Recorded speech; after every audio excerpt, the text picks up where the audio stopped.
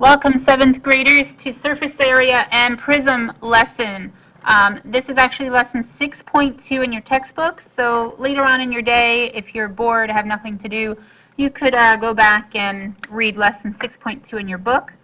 So let's get started on surface area of prisms. What I'd like to start is with a little vocabulary. So in your notebook, please write prism and please write lateral faces.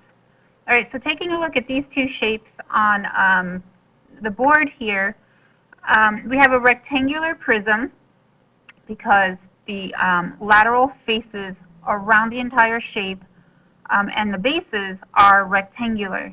If you take a look at the next prism, the bases are triangular. So since the bases are triangular, it's a triangular prism.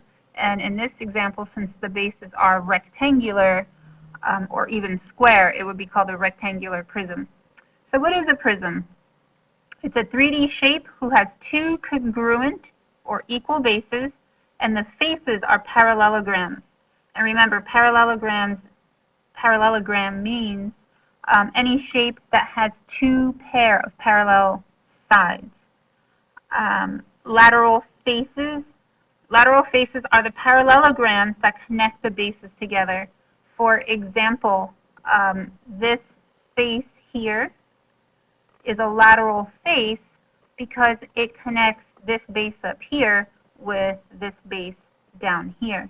And the same with this shape. This is a base, and down at the bottom here, this triangle is a base. So a lateral face would be this side here, or this side here, or the shape in the back.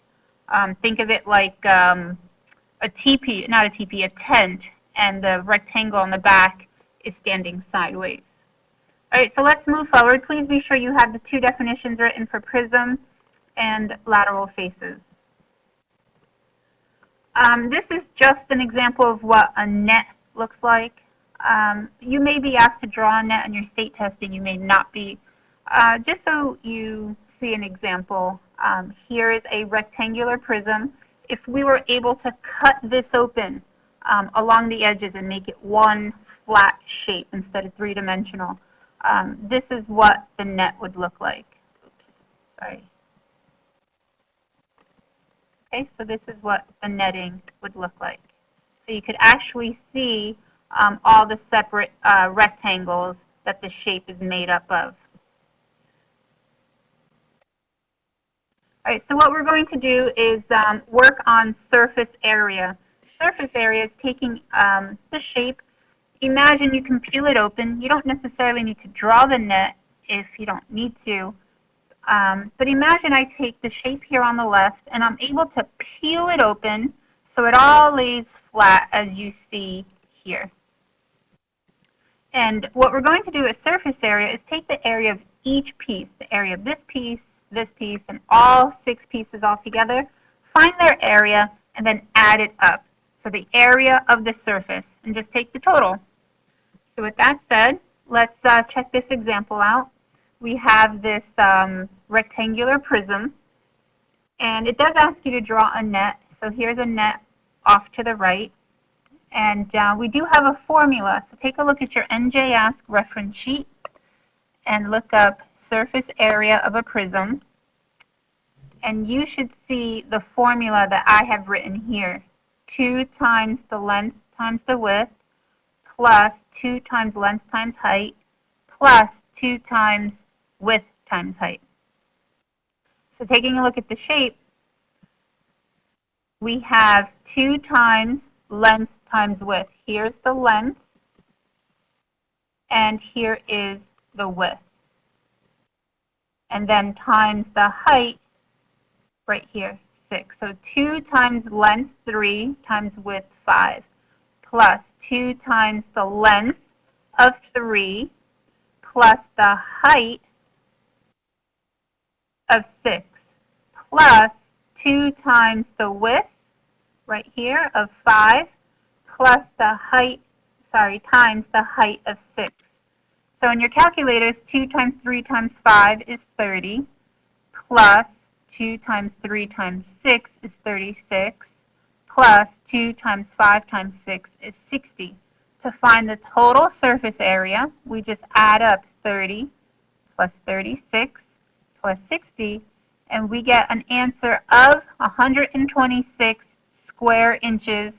And we use square because we're still technically doing area, except we're doing area of all the sides in the shape. So 126 inches squared.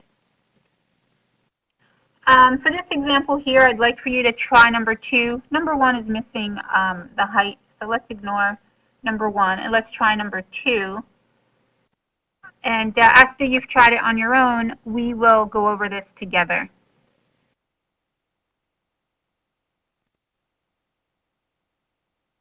So we should start with our formula, 2 times length times width plus 2 times width times height plus 2 times length times height. So I have, and the order of these 3 components doesn't matter. You can multiply them any way you want. So I have 2 times 8, length going left to right is 8, width is 8, and the height is 5. So 2 times width times height, 2 times the width of 8 times the height of 5, plus 2 times the length of 8 times the height of 5. With all this, we multiply each section. 2 times 8 times 8 is 128. The second section and the third section are both 80 apiece, and we get a total of 288 meters squared for our surface area. Okay, any questions, please raise your hand and ask. All right, for number 3, or for the next example, we have triangular prisms. And if you notice, the base is colored in red here.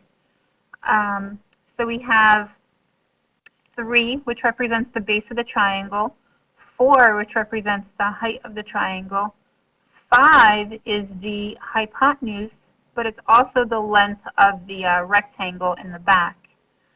So what we want to do is find the area of the base first. The base is the top and the bottom. They're 2 triangles. So what do I do?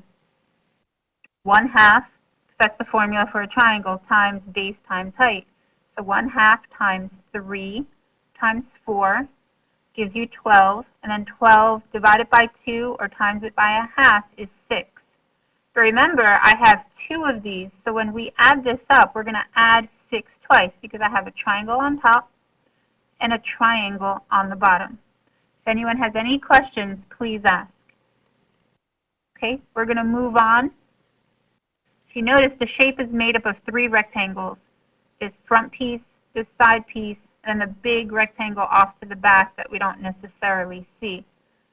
So if we take a look at the green piece, it measures 3 by 6 because this side here is congruent to the length of this 6 meters here. So 3 times 6 is 18. The purple face has a measure of 5 by 6, so that would be the back rectangle. 5 by 6 is 30. And finally, we have the blue piece, which would be the side over here. It's 6 by 4, which is 24. So now to find the total surface area, we're going to take 6 plus 6, remember there's 2 triangles, plus 18 plus 30 plus 24, and we're going to get a total surface area of 84 square meters. Any questions, please ask. Okay, here are 2 examples of triangular prisms. I would like for you to try numbers 3 and 4 on your own. I will pause the video and you will try these on your own. All right, here is the solution to number 3. I just break the shapes down into little pieces, and I like to label them. So the small square on the left, so I'm looking at this little piece in here. I'll color it in for you a little bit. I'm just looking at this little square back here. Okay, it has a length of 5 and a width of 3 because this height and this height are congruent. So that's how I get 5 times 3. All right, I'm looking at the top and bottom triangles. These are the bases. The triangle has a length and width, or base and height, of 12 and 5. So 12 times 5 is 60, and divided by 2, each triangle has a measure of 30 meters. So my total measure for the triangles is 60. So there, since I have 2, I take 30 times that by 2 to get 60. 30 plus 30. Next, I'm taking a look at the back rectangle. So the back rectangle is in here. And this has a length and width of 12 by 3, right? 12 by 3 is 36.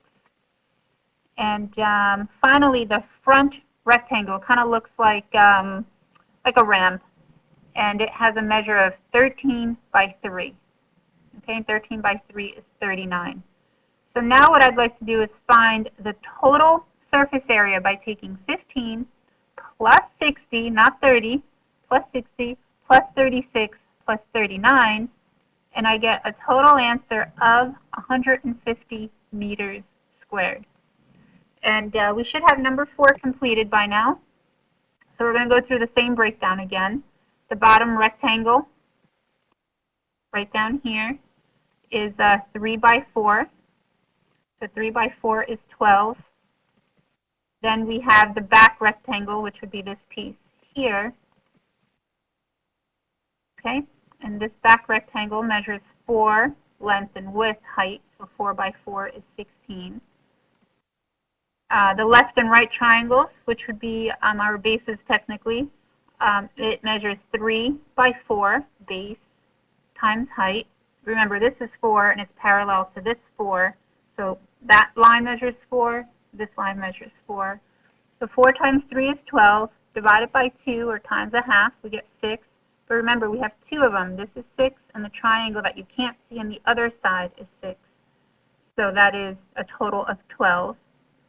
The front rectangle, okay, if we take a look, if we're able to see that front piece, it measures 5 by 4, because this is 4, so this top piece is 4. So 5 by 4, and we get 20. And now we want to find the total surface area. Let's go this way. And we add up all the numbers I wrote in red for you. 12 plus 16 plus 12 plus 20. We get a total surface area of each of the separate pieces together of 60 centimeters squared. Any questions? Please ask. Your lesson's officially over. Great work, everyone. Bye-bye.